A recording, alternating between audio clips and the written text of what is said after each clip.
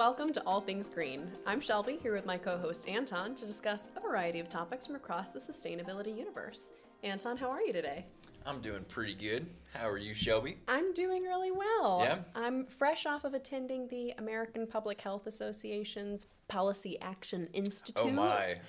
Yeah. How exciting. It was exciting. It was virtual for me. They did hold an in-person gathering in Washington, D.C., but I wasn't able to make that. So I basically just spent 9 hours staring at my computer, but there was a lot of good stuff to see, and I thought it'd be appropriate to talk about it since we're going to talk about policy and government today. Yeah, that's cool. Is there like a great policy to take away from that conference? There were several good policies that I think would be more applicable to my day-to-day public health work, but the thing that I thought was interesting for our conversation is that they had this panel of Gen Z activists within public health, and a lot of them talked about climate science and climate change. Very cool. It's a pressing issue for all of us, but I think Gen Z, you can tell me as a Gen Zer whether this is true. Like, it really is top of mind. So I thought it was great that they pulled in some really young people at this conference to talk about what their actions were in terms of how they were addressing different policy issues. Yeah. Do you feel like climate science is higher for you than it would be for an older person? Yeah, I think my awareness of it is definitely like much higher. It's top of mind, like you said, and I'm just glad that young people are getting a voice in that kind of stuff. So I'm glad too. They did a good job, and it was absolutely wild to me to see someone sit there and say, I'm 18 years old and I've been working on climate science for the last 4 years. Like, how did you get started in this when you were 14? I don't know what I was doing when I was 14, but it certainly wasn't advocacy. So I'm glad there are people out there who are. Yeah. Good stuff. Yeah. Well, let's start by jumping straight into some policy. And another thing that will probably impact young people, which is the sort of trend that we're seeing here in the U.S. of silencing climate science. Yeah. So we live in Ohio, for anyone who's never listened before. We talk about it all the time.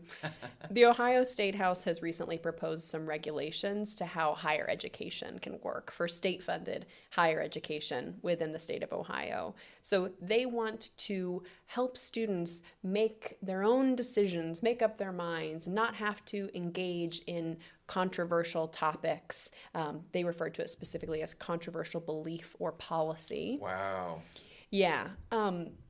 I actually think that going to college is to challenge you and to help you build up awareness about the world, challenge the beliefs that you held as you grew up. But the very Republican state legislature here thinks that it's a way to brainwash kids. And so one of those controversial beliefs that they say that you can't talk about in college is climate science. That's wild. Climate science. Climate science. Well, they of course don't call it that. They talk about global warming, but it sits there alongside things like talking about racial justice, talking about LGBTQ education, and so they're considering this one of those things that we shouldn't be funding with state dollars for people to learn about these issues. I'm curious from you, because you went to a state college in Ohio. Yes. Would it have been on your mind when you were applying for colleges if a bill like this were on the floor? Oh, I mean, if that were on the floor, maybe when I was applying for colleges in high school, I probably wouldn't have applied in Ohio. Like, that's pretty crazy. That's an intense bill.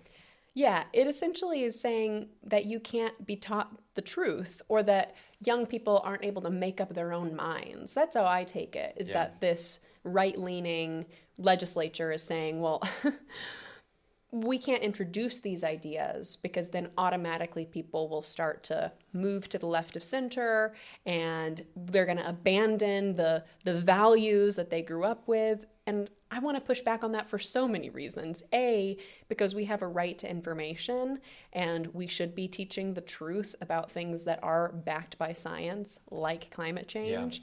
But also, I just push back on the idea that I can't make up my own mind. College definitely opened my eyes to all sorts of things that I hadn't... Same here, learned at home or experienced in my own life.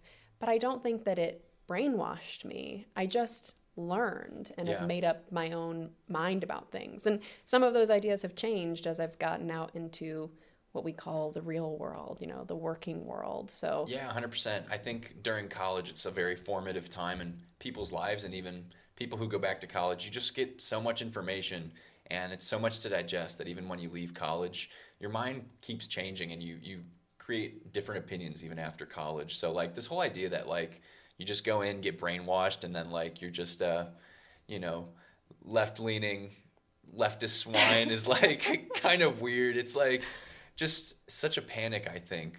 Like such a panic move.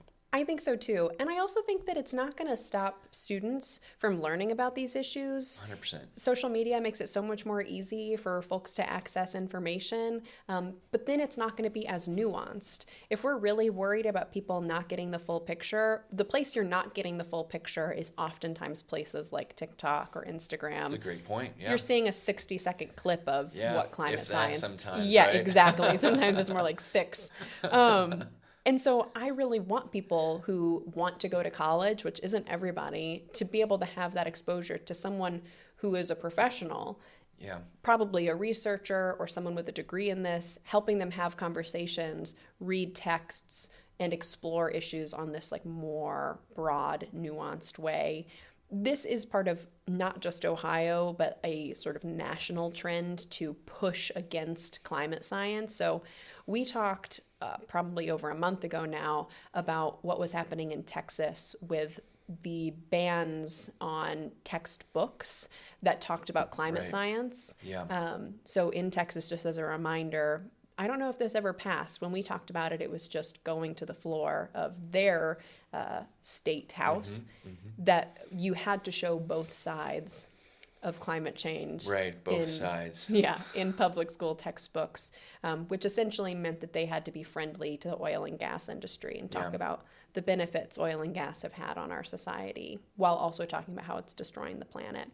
So I wanted to touch on that story just as a reminder that this is not new. It's just happening here, but it's also happening across the nation. I wanted to see where else there were bills coming out. And so I started looking up like bills related to climate change in the US. And I found Columbia University has this thing called the Silencing Science Tracker. It's a little out of date now, so it's not the place I'd recommend anyone go to keep up with the newest updates as far as like silencing science. But the fact that it exists is really telling to me, and that there's page on page on page of essentially congressional bills, state bills, or even just statements that have been put out that are incorrect, that are silencing science. They started by talking specifically about climate science and then moved into sort of other kinds of disinformation. Most of the most recent things were more about the COVID pandemic. But it's a great place to go and just see years of history of ways that we as Americans have not been allowed to discuss things, or that people are trying to keep us from discussing things. And I think the best way to not get rid of the disinformation, but to move past it, is to be the truth teller in these spaces. So like, even if you're not on social media sometimes, like, I'm not saying go into arguments with people, but like, you know, if there's an article that speaks to you or something like that, you can repost that if it's a truthful and, you know, well-sourced article. Absolutely. So I think it's really important that people are sharing the truth with so much disinformation out there. Yeah, absolutely. On that note, we'll have all of our sources from this segment in the show notes, as we always do. And then I would encourage anyone who's listening or watching to keep up with things that are relevant like that happening in their area. It could be either your local municipality or your state. Anyone who's trying to push to ban you from being able to learn, talk about, present science as it is, we should be registering to vote and making sure that we vote against things like that. 100%. Because I love Ohio, and I want people to move here and stay here. Yeah. And I think something like this could really stop students from sticking around or coming to Ohio to study. Yeah, 100%. I totally agree with that. I think your insight is spot on, and yeah, excited to follow that bill, see where it goes. Yeah, I'm excited to hopefully watch it get squashed. But let's talk about another controversial bill. Yeah, so the gas stove bill recently passed by the House, the U.S. House. We're talking about federal government now. Yeah. Yeah. Republicans basically they pushed a bill through that would prevent a nationwide ban on gas. So they say, right? There's no movement, according to the Biden administration and the White House, that there was ever like a hint of like wanting to ban gas stoves in the first place. But can we talk about where that came from, though? Like this idea that there is? Well, I mean, sure. Yeah. Oh, you want me to? Yeah, I can do that. Well, my understanding, I was following this because of the public health implications, is that essentially the Consumer Protections said we could ban gas stoves, that they'd been looking at research that showed how bad it was for people because, and I'll let you talk more about this, but essentially just the chemicals that are produced. Yeah, absolutely. Like it's such a public health crisis. I mean, you're getting formaldehyde, nitrogen dioxide, carbon monoxide, like you're getting those chemicals from combustion like actually in your home. Whereas like an electric stove, that combustion may still be happening. I mean, you may be getting clean energy from the grid also, but that combustion at least is happening at a power plant away from your home. So you're not getting all those chemicals that you're inhaling. I mean, formaldehyde is like one of the main chemicals that you get from smoking cigarettes. So, I mean, bad stuff. Yeah, I know that the studies they looked at showed that it was causing asthma in young kids. Yes. You and I, being adults, may not notice if we're cooking with gas, even if it's creating long-term effects, but you can see an increased incidence of asthma for children who grew up in homes with gas stoves. Right, yeah. So when the Republicans passed this in the House, it basically is saying that the Consumer Product Safety Commission would not be able to use federal funds to regulate gas stoves or like any like banned hazardous products around gas stoves. So, I mean, essentially, the Republican GOP is trying to nip this in the bud, kind of like a non-issue. Yes. Kind of like a solution to a problem that they're creating, I guess yes. you could say. You know what I mean? Yeah, they're like creating the problem by presenting a solution. Yeah, because, exactly. Yes, the Consumer Product Commission, sorry, I might be getting that wrong. That's okay. They said this is an issue and it's something we could do with our current powers, but they also explicitly said they were not entertaining a gas stove ban. So it became this weird culture war thing. The thing that's funniest to me is that this bill is literally called the Gas Stove Gas Stove Protection and Freedom Act. Like it feels like parody to me that you equate freedom with being able to have a gas stove. It is awesome. Bonkers. Yeah. I even have a gas stove just because that's what happened to be there when I moved in. I'd love to replace it someday, but I get why people would potentially hear news like that and be like, oh my gosh, that'd be really expensive. Yeah. But that wasn't happening. They were just exploring the fact that it existed. I can also tell you that when I lived in Texas during that massive freeze where the energy grid shut down for, in some places, weeks, people died because they were trying to heat their homes with their gas stoves. Oh my gosh. It off-gasses so much. Yeah. And when you don't have your vent to be able to mitigate those impacts, there were families that died. Yeah, I mean, even with the vent, some of these articles I was reading says like you're still inhaling toxic chemicals even if your vent is turned on, even if you have your window open. I mean, these are bad chemicals, and not to mention poor people are the ones that are really bearing the brunt of these chemicals. They're often the ones using like older gas stoves if they live in like a rental apartment. I've seen like I lived in like 3 different apartments in my life, and all of them are like that old, like 60s or 70s stove. Yes. And these stoves in these apartments, they're not regulated, by any means. There's nobody like checking in to make sure like there's no like methane leaks or no like crazy amounts of fumes coming off from the burn. So like it's kind of a big deal for, poorer people especially. Absolutely, because then you don't really have a choice. It's not your home, or at least not a home that you own. Yeah. So you could move in and know that you have young kids in the house and say, oh, well, I'd really prefer an electric stove. It's a little bit greener for the environment, and it's going to be better for the health of my kids. But your landlord has control over that. And if you are already a person with few choices economically, you probably don't have the power to push back on something like that. So yeah, it becomes an issue of equity, and I'm sure we could find research that shows that there are disparities in low income communities. Yeah, absolutely. So we kind of think that this is not going to pass the Senate. Good. But it's kind of an interesting culture war, like you brought up earlier. I want to give props to the Biden administration. I mean, they should be doing their due diligence by looking into these problems. They've prevented incentives to switch to like induction stoves, which are more efficient and not powered by natural gas. So, yeah, I'm excited to also see this bill get squashed. Me too. Let's squash them all. If you want to talk about a bill that we didn't want to squash, that actually passed, or really an act that passed. Yeah. And speaking of the Biden administration, let's move on to talking about the Inflation Reduction Act, shall we? Please. So the Washington Post just did some really good reporting. I subscribe to their Climate 202 newsletter. Wow. Yeah, I know. So they send these like bite-sized bits of information on top climate news. I really recommend it for anyone who wants like, a 5-minute read. And so they just did this little segment on the Inflation Reduction Act and the cost of it and some of the reactions that we're seeing to the cost. So just as a reminder, the Inflation Reduction Act passed last August, and it's this enormous bill that includes all sorts of things, but particularly of interest to us is that it has some clean energy tax credits. Yeah. So essentially it helps incentivize and subsidize Americans who want to make greener choices. The original projection for the cost of just the clean energy tax credits, not even the whole bill, it was about $270 billion over 10 years. That's an enormous number, but also we have to think about it in context of our entire GDP. It's big, but it's manageable over that amount of time.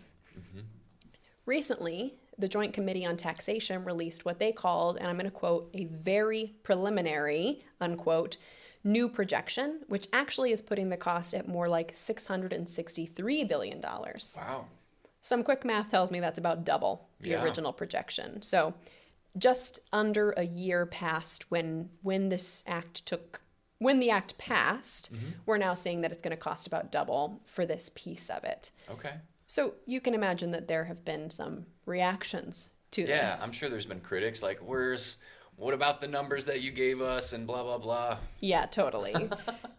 As with most things, this really split down party lines. Okay. So more Republicans in Congress are saying things like, these projections were intentionally deflated. So you falsified this projection. You wanted us to believe it was going to be less expensive than it is. There's not any evidence of that, but that's an argument. Or just a general reaction that that's too much. We need to look at these costs. We need to look at these subsidies and reduce it because that's just going to be too much money.